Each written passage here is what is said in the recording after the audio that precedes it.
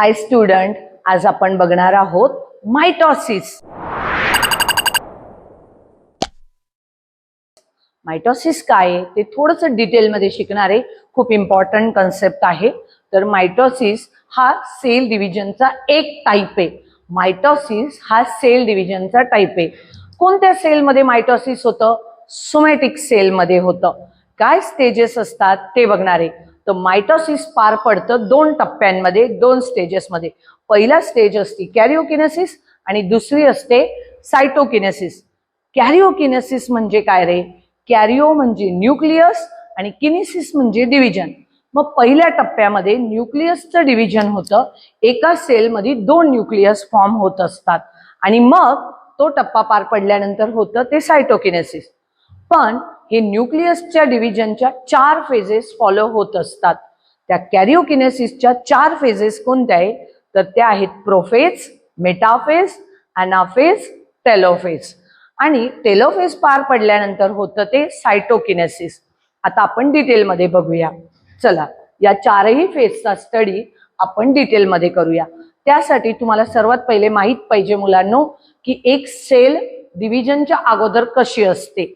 एक सेल डिव्हिजनच्या अगोदर कशी असते तर बघा, इथे मी एक सेलचं स्ट्रक्चर काढलेलं आहे आणि या सेलमध्ये आता हे जे रेड कलरने दाखवलंय ते न्यूक्लिअर मेम्ब्रेन आहे. न्यूक्लियसचं आउटर कव्हरिंग. न्यूक्लियस आहे, न्यूक्लिओलस आहे आणि सर्वात महत्वाचं डिव्हिजनच्या अगोदर जे क्रोमोझोम्स असतात ते थ्रेड लाईक दिसतात. कसे दिसतात? Thread like. ओके, ही पहिली सेल तुम्हाला माहित पाहिजे. आणि या सायटोप्लाझम मध्ये एक सेंट्रिओल असतं. ही झाली सेल डिव्हिजनच्या अगोदरची सेल. मग आता आपण बघणार आहोत कॅरिओकिनेसिस. कॅरिओकिनेसिस म्हणजे न्यूक्लियसचं डिव्हिजन.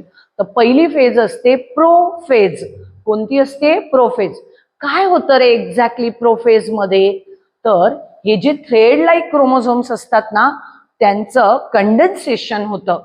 त्यांचं काय होतं? कंडेन्सेशन. आणि ते जे धाग्यांसारखे असतात थ्रेड लाईक, ते काय व्हायला लागतात? कंडेन्सेशनमुळे शॉर्ट बनतात आणि थिक बनतात. डायग्राम मधला फरक ऑब्झर्व करायचा आहे.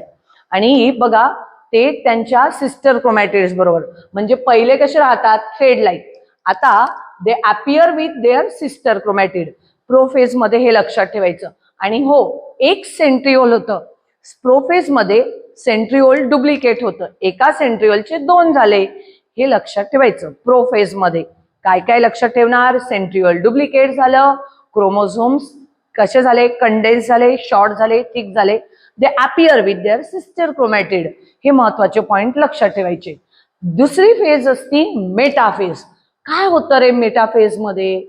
आता बघा, इथे पहिल्या स्टेजला एक महत्वाचं सांगते. प्रोफेज मध्ये न्यूक्लिओलस, न्यूक्लिअर मेम्ब्रेन हे डिसअपियर व्हायला लागत असतं. लक्षात ठेवा, प्रोफेज मध्ये न्यूक्लिअर मेम्ब्रेन आणि न्यूक्लिओलस सुद्धा डिसअपियर व्हायला लागत असतं. मी इथे लिहिलेलं आहे. पण मेटाफेज मध्ये हे कम्प्लिटली डिसअपियर होतं. मेटाफेज मध्ये न्यूक्लिअर मेम्ब्रेन, न्यूक्लिओलस निघून गेलेलं असतं. ओके, आणि जे स्पिंडल फायबर ओरिजिनेट होतात ते होतात सेंट्रिओल पासून. लक्षात घ्या, सेंट्रिओल पासून काय ओरिजिनेट झाले रे? स्पिंडल फायबर ओरिजिनेट झाले. ठीक आहे, हे घडत असतं आपल्या मेटाफेज मध्ये. अजून काय घडतं मेटाफेज मध्ये? हे जे सर्वची सर्व क्रोमोझोम्स आहे बघा, ते डिस्ट्रीब्यूट होते इकडे तिकडे. आणि आता ते काय झाले? पॅरलल आले इक्वेटोरला. एक संख्येचे सगळे क्रोमोझोम्स काय झालेले आहे? पॅरलल आलेले. ओके, आता नेक्स्ट फेज असती अनाफेज. अनाफेज मध्ये एक्झॅक्टली काय घडतं?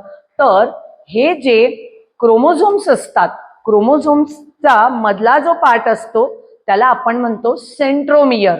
काय म्हणतो? सेंट्रोमियर. ज्या सेंट्रोमियर वरून टाईप पडत असतात क्रोमोझोम्सचे. मग हे जे सेंट्रोमियर काय होतं? डुप्लिकेट होतं. सेंट्रोमियर पण डिवाइड होतं. सेंट्रोमियर काय होतं? डिवाइड होतं. आणि दोनही पोलला, म्हणजे या वरती आणि खाली दोन्ही पोलला हे क्रोमोझोम्स डिवाइड होतात, डिस्ट्रीब्यूट होतात, सेपरेट होतात त्यांच्या सिस्टर क्रोमॅटिड पासून. कुठून? तर या सेंट्रोमियर पासून. इथे दाखवलेलं आहे. आणि मग तिथे अपियर दिसायला लागतात ते डॉटर क्रोमोझोम्स. डॉटर क्रोमोझोम्स म्हणजे नवीन क्रोमोझोम्स दिसायला लागत असतात. ओके, आणि ते कोणी खेचल्या गेलेले आहे? स्पिंडल फायबर कडून. स्पिंडल फायबर लक्षात ठेवा कुठून आले होते? सेंट्रिओल कडून. ठीक आहे, हे घडत असतं ॲनाफेज मध्ये. त्यानंतर आपली पुढची फेज येते, लास्ट फेज, टेलोफेज. लक्षात ठेवा मुलांनो, प्रोफेजच्या एकदम अपोजिट असते ती टेलोफेज. आठवा बरं, प्रोफेज मध्ये काय झालं होतं? न्यूक्लिअर मेम्ब्रेन, न्यूक्लिओलस डिसअपियर व्हायला लागलं होतं. आता या फेज मध्ये हे सगळेची सगळं परत यायला लागतं. Nuclear membrane, nucleolus. आणि हो, प्रोफेज मध्ये क्रोमोझोम कंडेन्स झाले होते. इथे परत काय झाले? थ्रेड लाईक दिसायला लागतात आणि तुम्हाला न्यूक्लियस, 2 न्यूक्लियस फॉर्म होतात, त्याला म्हणतात 2 डॉटर न्यूक्लियाय. कळालं काय होतंय टेलोफेज मध्ये? आता या सेलमध्ये तुम्हाला टेलोफेज पर्यंत काय मिळालं? 2 डॉटर न्यूक्लियस मिळाले मुलांनो. काय मिळालं? 2 डॉटर न्यूक्लियस मिळालेले. लास्ट स्टेज येते मायटॉसिसची, ती असते सायटोकिनेसिस.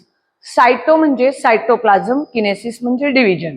मग सायटोकिनेसिस होताना काय होतं? हे बघा, इथे 2 न्यूक्लियस मिळालेले, मग इथे नॉच तयार होतो. सायटोप्लाझम मध्ये काय होतं? नॉच. मग 2 न्यूक्लियस सेपरेट होऊन जातात. ओके, इथून, आणि आपल्याला 2 डॉटर सेल मिळाल्या. त्या डॉटर सेल मध्ये काय मिळालं रे? 2 सेपरेट न्यूक्लियस मिळाले.